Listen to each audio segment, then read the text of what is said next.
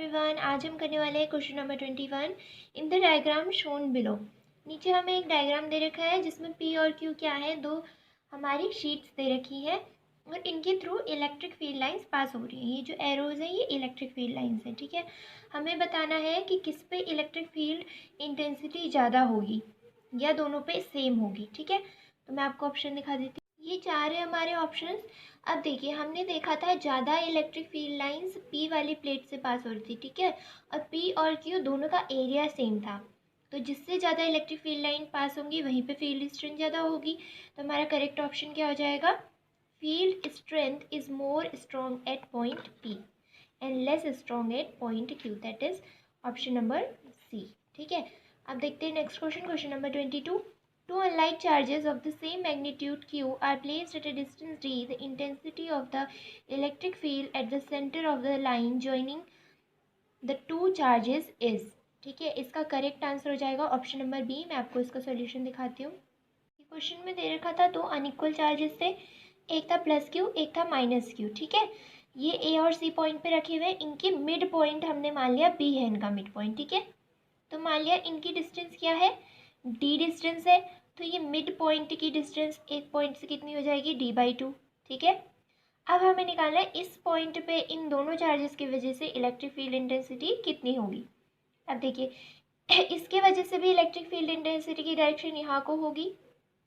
ठीक है, और इसके वजह से भी यहाँ को होगी। तो हम दोनों पॉइंट के लिए इस चार्ज के लिए इलेक्ट्रिक फील्ड इंटेंसिटी निकालेंगे, फिर इस चार्ज के लिए निकालेंगे और दोनों को ऐड कर देंगे। ठीक है, देखिए प्लस क्यू चार्ज की वजह से E1 इंटेंसिटी कितनी हो जाएगी, 1/4πε0 क्यू जो चार्ज है अपॉन जो डिस्टेंस है उसका स्क्वायर। डिस्टेंस कितनी थी, d/2। ठीक है, ऐसे ही माइनस क्यू चार्ज के लिए निकालेंगे। अब हम इलेक्ट्रिक फील्ड इंटेंसिटी में साइन नहीं लेते हैं, ठीक है, डायरेक्शन लेते हैं, इसलिए यहाँ पे माइनस नहीं लिया। तो नेट निकालना है तो दोनों को ऐड कर देंगे। ठीक है, दोनों सेम ही क्वांटिटी थी तो सीधे 2 की इंटू हो जाएगी। तो हमारा आंसर आ जाएगा ये। आइए देखते हैं 23 question. Point charges plus 8q and minus 2q are located at x equals to 0 and x equals to L respectively. The location of a point on the x-axis at which the net electric field due to these 2 point charges is 0 is.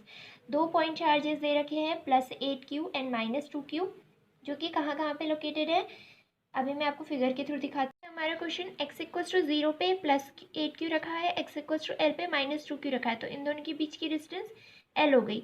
अब इनके वजह से, इस वाले charge की वजह से electric field भी यहाँ को आएगा, इस वाले चार्ज की वजह से इलेक्ट्रिक फील्ड यहाँ को आएगा। ठीक है, तो कभी भी इस वाले पॉइंट पे इलेक्ट्रिक फील्ड 0 होगा। ये पॉइंट कहाँ को होगा, छोटे वाले चार्ज की तरफ। ठीक है, और आउटसाइड इस सिस्टम के बाहर होगा इलेक्ट्रिक फील्ड 0। तो मान लिया ये पॉइंट x डिस्टेंस पे है ये वाले चार्ज से। ठीक है, -2q से ये x डिस्टेंस पे है पी पॉइंट। तो हम क्या करेंगे, पहले इसकी वजह से इलेक्ट्रिक फील्ड निकालेंगे, फिर इसकी वजह से दोनों का सम 0 के इक्वल रख देंगे, वहाँ से हमारी ये x डिस्टेंस आ जाएगी। देखिए, अब हमने वही किया, दोनों का सम करके 0 के इक्वल जब रखेंगे तो क्या होगा, एक क्वांटिटी इधर जाके इक्वल में आ जाएगी ना। मैंने क्या करा, इसकी वजह से जो इलेक्ट्रिक फील्ड है प्लस इस वाले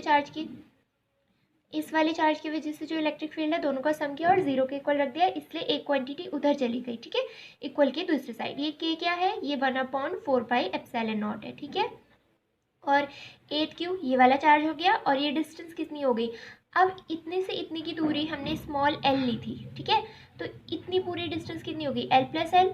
ठीक है, उसका स्क्वायर कर दिया इक्वल्स टू ये k फिर से 1/4πε0 है और 2q ये वाला चार्ज है अपॉन ये जो डिस्टेंस है L²। ठीक है, अब हमने यहाँ पे क्या होगा, ये माइनस में आना चाहिए था क्वांटिटी, माइनस इसलिए नहीं लिया क्योंकि कभी भी डिस्टेंस नेगेटिव नहीं हो सकती इसलिए। ठीक है, अब जब इस इक्वेशन को सॉल्व करेंगे तो हमारा L क्या आ जाएगा, कैपिटल L के इक्वल। तो ये पॉइंट क्या होगा, L डिस्टेंस पे होगा। ठीक है, इस चार्ज से तो ओरिजिन से कितनी दूरी पर होगा, ओरिजिन क्या होता है 0 से कितनी दूरी पर होगा। ठीक है, L + L 2L दूरी पर। ठीक है, आइए देखते हैं नेक्स्ट क्वेश्चन। देखिए question number 24, figure below show regular hexagons with charges at the vertices in which case the electric field at the centre is 0। हमें चारों फिगर में हेक्सागन दे रखे हैं और उनके साइड्स पे अलग अलग चार्जेस दे रखे हैं। ठीक है, हर फिगर में हमें बताना है किस फिगर के सेंटर पे जो इलेक्ट्रिक फील्ड है वो 0 होगा। देखो पहला ऑप्शन देखते हैं, इस फिगर पे इस वाले चार्ज की वजह से जो इलेक्ट्रिक फील्ड होगा, ठीक है, मान लिया उसकी डायरेक्शन कहाँ को है, ऐसे बाहर को है। ठीक है, तो ये वाले चार्ज की वजह से इस तरफ को होगी, तो ये दोनों कैंसिल हो गए आपस में, ठीक है। मैग्नीट्यूड इक्वल होगा, ठीक है, क्योंकि क्यू क्यू चार्ज है और डिस्टेंस भी सेम है सेंटर से, तो इसलिए क्या होगा, डायरेक्शन अलग होने की वजह से कैंसिल हो गए। सिमिलरली इस वाले चार्ज का यहाँ को, इस वाले चार्ज का यहाँ को कैंसिल हो गए, इस वाले चार्ज का यहाँ को, इस वाले चार्ज का यहाँ को कैंसिल हो गए, तो नेट सेंटर पे कितना आ गया, 0 इलेक्ट्रिक फील्ड। तो करेक्ट आंसर क्या हो गया, ऑप्शन नंबर ए, बाकी देखने की जरूरत ही नहीं है। नेक्स्ट क्वेश्चन देखते हैं, question number 25। A charge particle is free to move in an electric field, it will travel. देखो एक चार्ज पार्टिकल क्या है, फ्रीली मूव कर रहा है, ठीक है, इलेक्ट्रिक फील्ड में, तो किस तरीके से मूव करेगा। अब कभी भी अगर फ्रीली होता है तो उसकी इनिशियल वेलोसिटी 0 होनी चाहिए, ठीक है, और अगर 0 वेलोसिटी है तो हमेशा वो फोर्स की तरफ तो जाएगा ना जहाँ को हमारा फोर्स लग रहा है, तो सही आंसर क्या हो जाएगा, along a line of force if it's initial velocity is 0, तो बी ऑप्शन करेक्ट हो गया, ठीक है। नेक्स्ट क्वेश्चन देखते हैं, 26, which of the following is not a property of electric field line. हमें बताना है इसमें से कौन सा ऑप्शन में इलेक्ट्रिक फील्ड लाइन की गलत प्रॉपर्टी दी है, जो कि प्रॉपर्टी नहीं होती है। पहला है field are continuous curve without any breaks, ठीक है, ऐसा तो होता है, फील्ड्स क्या होती है, कर्व्स होती है, कॉन्टिन्यूस कर्व जहाँ पे ब्रेक नहीं होता है, टूटे हुए नहीं होती कहीं पे भी लाइन, ठीक है। सेकेंड है two field line can't cross each other, ये भी करेक्ट है, अगर दो फील्ड लाइन क्रॉस करेंगी तो उस पॉइंट पे दो वैल्यूज होंगी इलेक्ट्रिक फील्ड इंटेंसिटी की, ठीक है, और एक ही पॉइंट पे दो वैल्यू नहीं हो सकती। थर्ड है field lines start at positive charge and end at negative charge, ऐसा ही होता है, कभी भी हमारी इलेक्ट्रिक फील्ड लाइन पॉजिटिव से निकलती है और नेगेटिव पे जाके खत्म होती है, ठीक है। दे does not form close loop, ये गलत ऑप्शन है, डी ऑप्शन। ये गलत इसलिए है क्योंकि कभी भी इलेक्ट्रिक फील्ड लाइन देखो पॉजिटिव से स्टार्ट होकर नेगेटिव पे एंड हो रही है, तो एक क्लोज लूप ही तो बनेगा, ठीक है। नेक्स्ट क्वेश्चन देखते हैं, question number 27। The figure shows some of the electric field lines corresponding to an electric field, the figure suggest. देखो यहाँ पे हमें कुछ इलेक्ट्रिक फील्ड लाइन दे रखी है, ठीक है, हमें इसके हिसाब से बताना है कौन सा ऑप्शन करेक्ट होगा। अब देखो डेंसर इलेक्ट्रिक फील्ड लाइन कहाँ है, ए और सी में डेंस है ना, बी में तो बहुत गैप हो गया, तो ऑब्वियसली ए और सी का इलेक्ट्रिक फील्ड क्या होगा, ज़्यादा होगा बी वाले से, ठीक है, तो ए और सी का ज़्यादा वाला बी वाले से ज़्यादा इसी ऑप्शन में दिया है, ठीक है। और देखो दोनों में क्या है, गैप सिमिलर है ए और सी में, तो इन दोनों की इलेक्ट्रिक फील्ड इंटेंसिटी सेम होगी, इसलिए ई ए इक्वल्स टू ई सी होगा और दोनों की वैल्यू ई बी से ज़्यादा होगी, तो ऑप्शन नंबर सी करेक्ट हो गया। नेक्स्ट क्वेश्चन देखते हैं, question number 28।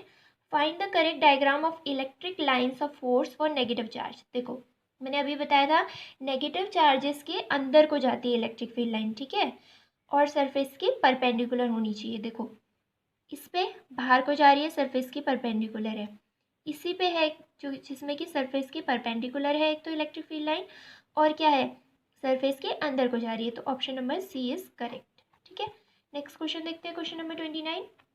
An electron enters uniform electric field maintained by parallel plates and of value E volt पर मीटर, ठीक है, ये है E वोल्ट पर मीटर, ये यूनिट दे रखी है, ठीक है, इलेक्ट्रिक फील्ड की।